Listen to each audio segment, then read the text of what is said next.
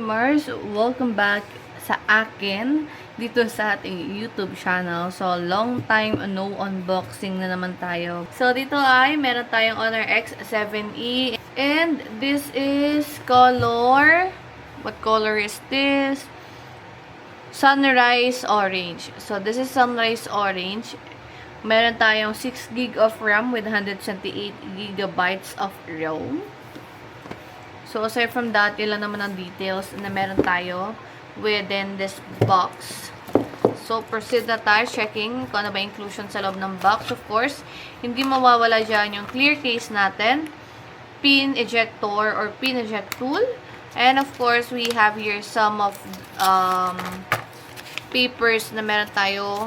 Manual, I think so. Yes, manual. We have a manual. Meron tayo ditong adapter. And then, Type-C charging cord. Ayan. So, Type-C charging cord. Asan na yung Type-C natin? Nasa kabila siya. Ayan. So, Type-C charging cord. So, basically, ready to use na din yung ating smartphone. Okay. Oh, right. So, sa right corner, of course, we have here the power button, the volume up and down. Sa bottom part, we have the microphone and also Type-C charging port. Sa left side naman, mga Mimars, we have here the SIM tray and I'm not sure if what is this. I think this is the a shortcut key. Hindi ko pa sina-export to, pero I think this is na button. Bakit yung sinasabi nilang AI button? Ayan. And then, this is punch hole po already. Again, if you want to consider buying this smartphone, just click po yung left bottom part ng video natin. Mas mura nyo na mabibili itong ating Honor X7E. So, check na natin yung kanyang design. Kahit nakikita na natin sa box ko na talaga yung kanyang camera module. So, tingnan natin siya in person. In 3, 2, 1. Okay. So, this is the Honor. So, as you can see, we have two big lenses in here and then a flash. So, ito yung kanyang quality. Hindi siya sobrang vibrant yung pagkaka-orange niya. Sun-kiss na sun-kiss yung kanyang orange. And, matte finish siya. So, hindi siya prone sa smudges, scratches, or anything, or any fingerprints. May Honor branding, of course. Magaan, hindi naman sobrang laki sa ating kamay. Actually, paglalagyan mong case to, no, sa mga hindi talaga nakakakilala ng iPhone at hindi mabilis makapag-notice ng iPhone or isang Apple na phone, pag naka-case to, lalo na pag colored case, mapapansin mo na para siyang 17 series. Din naman. Okay? So, check na natin. Open ko to mga Mariko. Setup ko real quick. Balikan ko. So, na-open ko na siya mga Mariko and na-setup ko na rin din po ito. So, tignan nyo naman kung gaano kaganda ang kanyang screen. Okay. So, check natin to. Kanyang settings, of course. Tignan natin. Okay. Meron tayong Honor AI.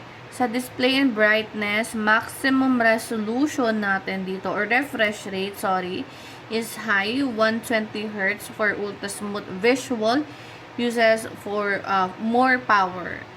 Pero may option ka naman to set standard or dynamic, so nakaset na siya into high.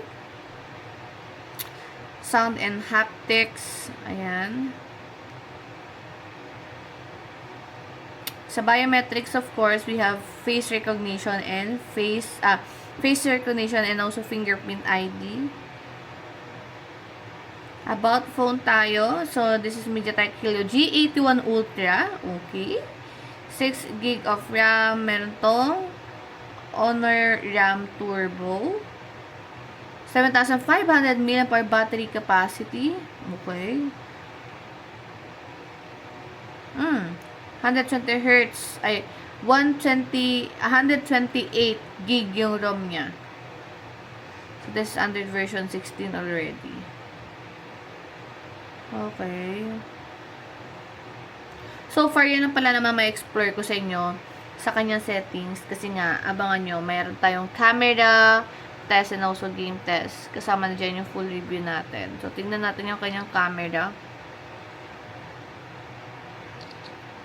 Selfie, of course.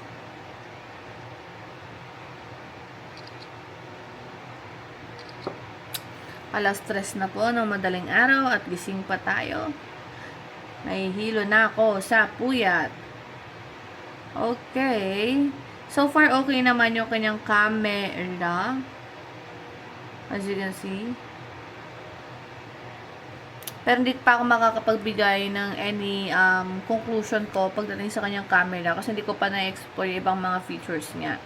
So, yun lang naman mga mari ko, yung unboxing natin with this Honor X7e. Once again, my name is Maring Ana. Again, mga Marcy, pag gusto niyo pong bilhin itong Honor X7e, mas mura niyo mabibili sa left bottom part po natin video. Sa left bottom part po ng video kasi meron tayong special voucher dyan na nagkakahalagang 1,500 to 2,000 pesos po. Okay?